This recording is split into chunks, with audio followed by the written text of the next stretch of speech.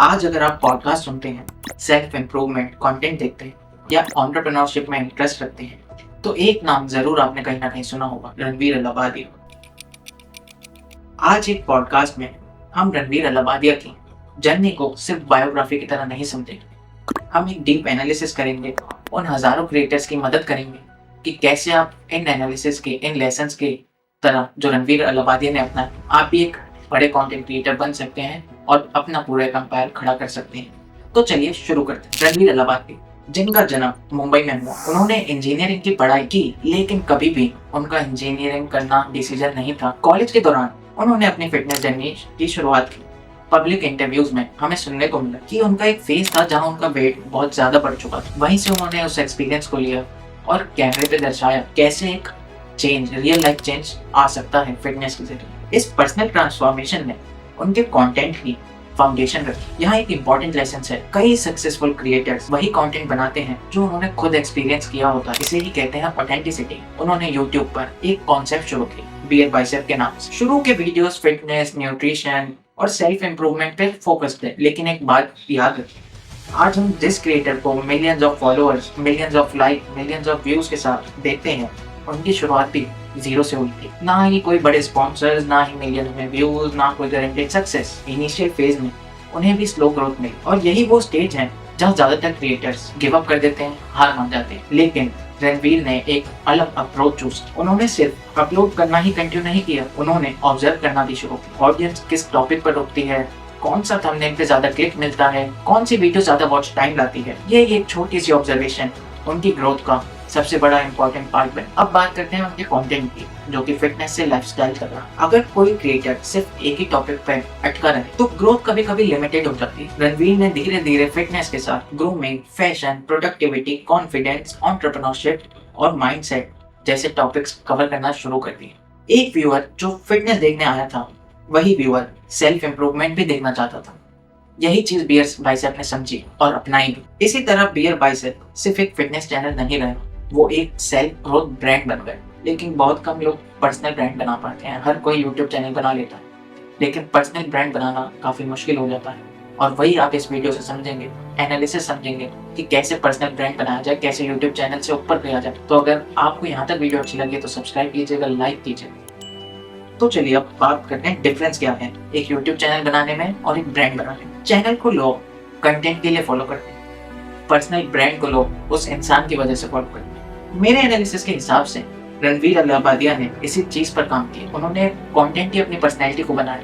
उन्होंने books recommend की, meditation की बात की, बिजनेस की बात की, हेल्थ की बात की, और धीरे धीरे ऑडियंस सिर्फ वीडियो नहीं, उनकी सोच को भी फॉलो करने लगी कि उनकी क्या सोच कहती है, वो क्या करते हैं, वो कैसे अपनी लाइफ में सक्सेसफुल होते हैं, लोग उन्हें भी फॉलो करते हैं। कंसिस्टेंसी का असली मतलब, सोशल मीडिया पर लोग अक्सर आपने कहते हुए सुने होंगे कि बस एक वीडियो वायरल हो जाए, लेकिन रियलिटी बिल्कुल अलग है। एक वायरल वीडियो अटेंशन तो ला सकती है, लेकिन करियर सिर्फ और सिर्फ कंसिस्टेंसी से बनता है। रणवीर अलाहाबादिया ने सालों तक रेगुलर कंटेंट पब्लिश किया।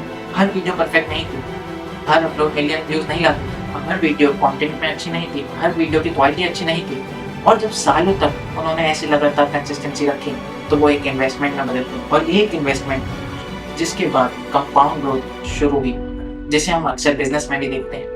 वही बात कंटेंट जर्नी में भी है कि कैसे लगातार पब्लिशिंग को, कंसिस्टेंसी को एक कंपाउंड ग्रोथिंग में कन्वर्ट कर दिया गया। अब सबसे बड़ा टर्निंग पॉइंट आता है उस मोमेंट पर जब उनकी आइडेंटिटी ही बदल गई। फिटनेस क्रिएटर से पॉडकास्ट का होस्ट बनना, ये डिसीजन बहुत बड़ा था। उस टाइम इंडिया में पॉडकास्ट की इतनी वैल्यू भी नहीं थी, ना कोई जानता था, ना कोई देखता था, और इतना मेन स्ट्रीम में भी नहीं था। लेकिन रणवीर ने लॉन्ग फॉर्म कन्वर्सेशंस पर फोकस किया।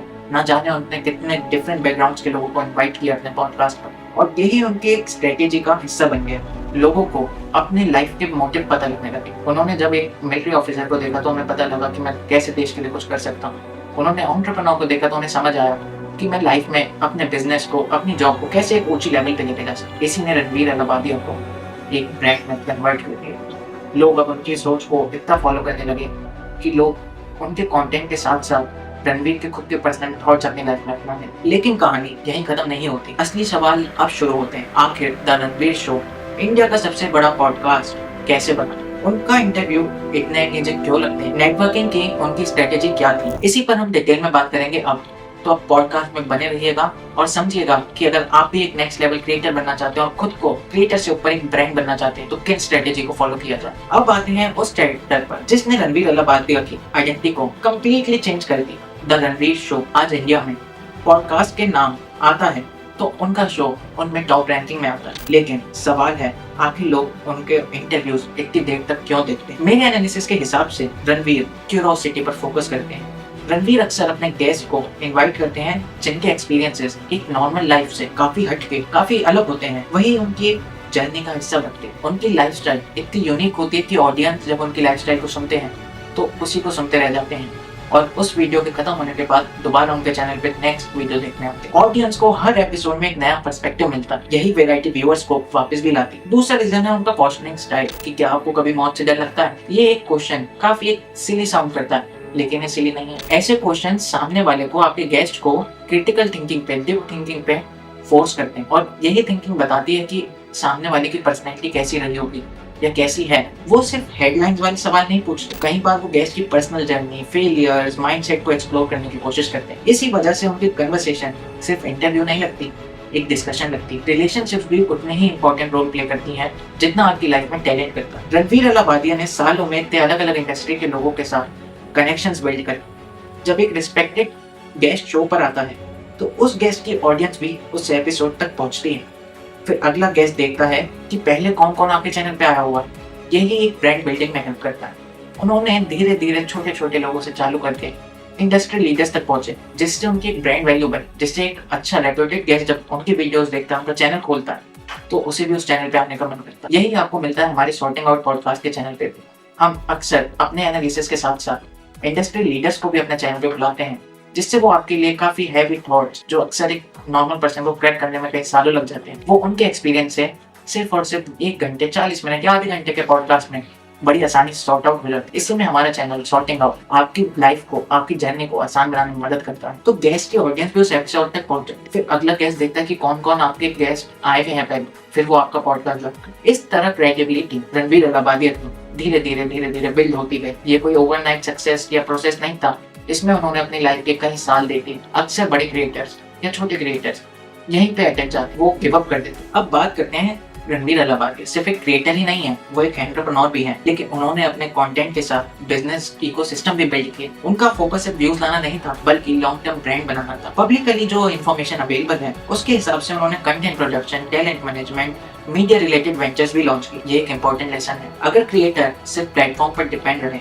तो रिस्क बढ़ जाता है, लेकिन अगर क्रिएटर अपना ही बिजनेस इकोसिस्टम क्रिएट करे तो ग्रोथ ज्यादा सस्टेनेबल हो जाती है। रेवेन्यू सिर्फ यूट्यूब से ही आता है, ये सबसे बड़ा क्वेश्चन। इतने व्यूज आ रहे हैं तो सारी इनकम यूट्यूब एड्स की ही होती है, पर रियलिटी उससे काफी अलग है। आज के successful creators income sources usually multiple रखते हैं, जैसे brand collaboration, podcast sponsorship, business ventures, speaking engagement, investment और दूसरे कमर्शियल पार्टनरशिप्स भी। इसी वजह से पर्सनल ब्रांड की वैल्यू बहुत बढ़ जाती है। जब लोग क्रिएटर पर ट्रस्ट करते हैं तब कंपनीज भी उस क्रिएटर के साथ काम करना चाहती हैं। इसलिए हमेशा सिर्फ कंटेंट क्रिएटर नहीं बनना, हमें बनना है एक ब्रांड जिससे खुद सामने से बड़ी बड़ी कंपनीज आपको अप्रोच करें। तो बात करते हैं क्रिटिसिज्म और कंट्रोवर्सीज। अभी आप किसी भी बड़े क्रिएटर को लेकर, चाहे रणवीर अलाहाबादिया हो या कोई भी हो, कोई भी क्रिटिसिज्म से दूर नहीं रहा। रणवीर अलाहाबादिया भी क्रिटिसिज्म से कभी दूर नहीं रहा। कभी उनके इंटरव्यू स्टाइल पर सवाल उठते हैं, कभी कुछ गेस्ट को लेकर डिबेट होते हैं, कभी समय रैना के शो पे आने पर इतना बड़ा डिबेट हो जाता है। तो ये क्रिटिसिज्म फेस करना अपने आप में एक बहुत बड़ा चैलेंजिंग टास्क होता है। लेकिन एक बात समझना जरूरी है,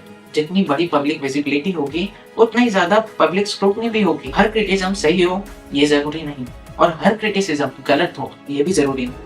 इसलिए किसी भी पब्लिक फिगर को इवेल्युएट करते टाइम फैक्ट्स और ओपिनियंस में डिफरेंस समझना बहुत जरूरी है। रणवीर अलाहाबादिया की जर्नी कुछ प्रैक्टिकल लेसन्स निकालती है। लेसन नंबर 1, कोई भी अपनी एक नीश पकड़ो, चाहे वो आपकी कॉमेडी हो, जो भी आपको लगता है, एक नीश से शुरू करो, लेकिन जरूरत पड़ने पे इवॉल्व करो।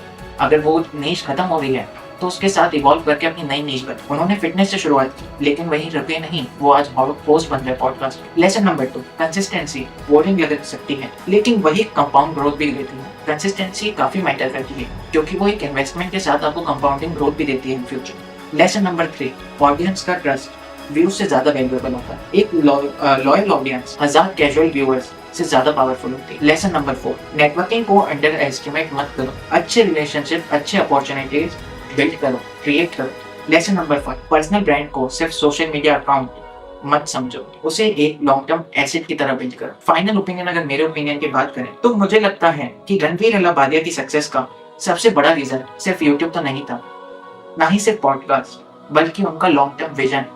उन्होंने कंटेंट को बिजनेस के साथ कनेक्ट किया। उन्होंने ऑडियंस को सिर्फ एंटरटेन नहीं किया, उन्होंने ऑडियंस को वैल्यू दी।